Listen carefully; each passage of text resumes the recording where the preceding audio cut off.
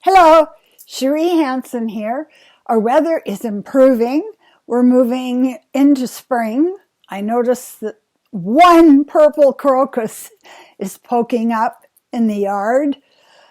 And as we face this transition, I think it's really important to focus in on how we face our own personal transition. Going from COVID, forest fires, wars, financial distress, to a place where we're in a land that's more peaceful and it's more settled and is not as chaotic, is about skill.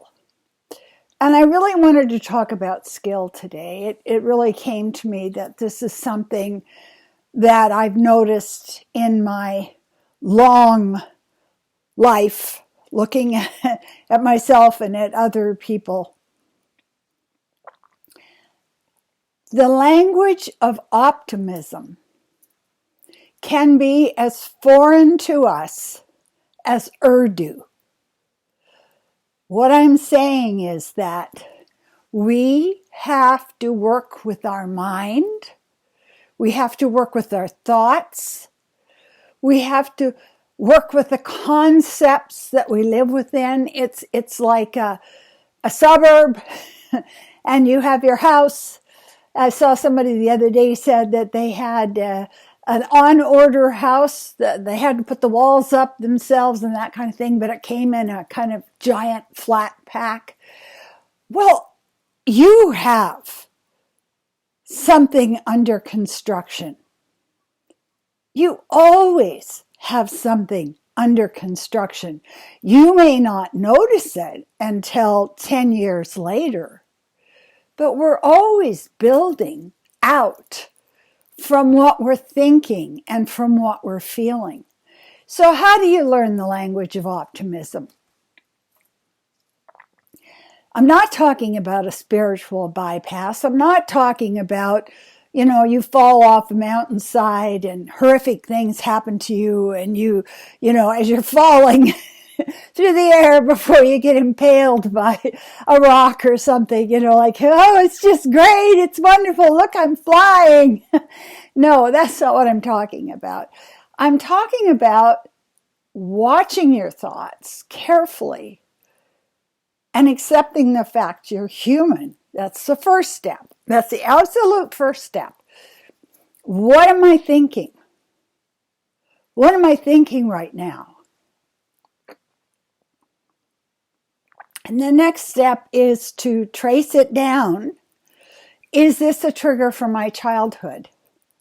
For instance, for me, one of the things that happens if somebody was raising their voice or getting angry or something, I would really trigger, because if somebody did that around me, I could end up with broken bones or with a chair being smashed on a wall. So to other people, having somebody just raise their voice isn't going to trigger them. But because I knew that this trigger was coming from the place called Not Now, that's a place. Do you know that? I'm triggered. I have all these emotions being released. It looks like a dam that's broken, and there's just this flood of emotions and so much anxiety and so much adrenaline. But if we can watch that and we can label it as not now, it gives us a chance to step back and just watch your thoughts. That's the first step to optimism. The next step is to understand that our society is imprinting on us that the only acting worthwhile is the acting that gets you an Oscar. You have to be rewarded. It has to be big. It has to be golden. It has to be spectacular. When in fact we know that this is so far from the truth. It's delusional, insane, schizophrenic, and not something to be trusted. Where does the real victory come in your life? Real victories are victories that are usually tiny. It's that Japanese kaizen idea. Did you do a little bit more today that took you toward the good than you did yesterday or last week? Well, then you're growing. So the language of optimism is something we have to learn in the same way that we learn a foreign language. The thing that I learned from my parents in my home was the language of bitterness, the victimhood. Somebody was always wrong or ugly or mean or, somebody you should be afraid of. And so we have to retrain ourselves. I don't know. It was like when I first started crocheting. I'm following this pattern and I realized I've got the crochet hook upside down. So it's not looping through. It's upside down. The way you're talking to yourself is upside down. And it's not going to help to make you something beautiful. The language of optimism is always to look at your victories. They can be small. They can be very small. For me right now, my language of optimism is to reward myself when I have my Wim Hof cold bath, when I have my Wim Hof breath work, when I have my dishes done. This is something I've taught myself. I do the dishes, I put them away, I stand back, I look in the kitchen and I go, oh, the kitchen looks wonderful. Look how clean and tidy it looks. And it's that last step that really teaches us about optimism. Because what we tend to do is we tend to not look at our victories, not look at our positive changes, not look at our growth, but we'll look very, very closely at any crazy, stupid mistake we've made. So it would be like standing back when the kitchen is in chaos and going, look at me, I'm a mess, I can't keep my kitchen clean. And so we have this relationship with ourselves, which is very abusive. It's so abusive. You're constantly trying to pull yourself down out of high vibration and put yourself in a place where you feel crappy. And it's just it's insane. It really is. So teaching yourself the language of optimism is like spring coming. It's cold, there's snow, there's heavy wind, but there's a crocus. Look at that purple crocus there. It's one crocus and it looks kind of sick because it's gotten a lot of cold on it. It's laying over its side. But we need to teach ourselves. And this is repeatedly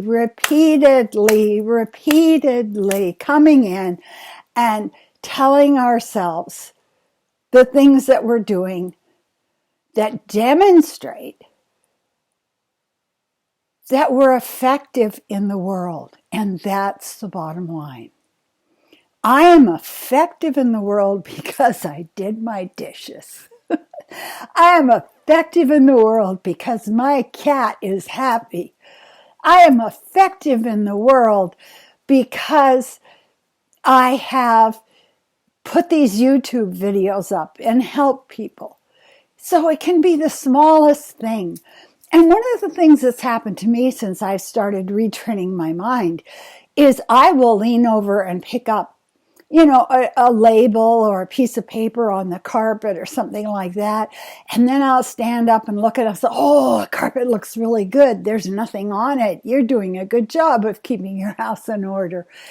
And I have done this systematically because for most of my life, I have failed to see the victories I've had because they were not spectacular. But the secret is, the really exciting secret is, the eventual result will be spectacular. You picked up that thing from the carpet and now your house, because you do that all day, looks great. It looks calm. It looks organized. You feel safe in it. You went out the door, and when somebody was barging in and trying to get in front of you at the store, you just stood back and opened the door for them, and you were in a place where you're smiling at them, and you're in a place of gratitude where you say to yourself, look at you didn't get angry, look at you stayed in a place of loving care. So this will really grow your spirit very, very rapidly. Don't be looking for spectacular. Don't be looking for getting some big statue saying, here's your award for a good day. Because it's not like that. It is about you learning the language of optimism and compassion for yourself. Good job, baby. Good job. Thank you so much. Do get a hold of me if you want a reading, if you would like to set up a contract with yourself. I have many clients around the world. I have skill. I've been doing this for 46 years, and I really have learned a lot in my life about how to adjust to a place where you're physically healthier, you're emotionally healthier, and you're spiritually at peace. And I can help. Thank you for everyone who has liked, viewed my videos, subscribed to my videos. I appreciate you.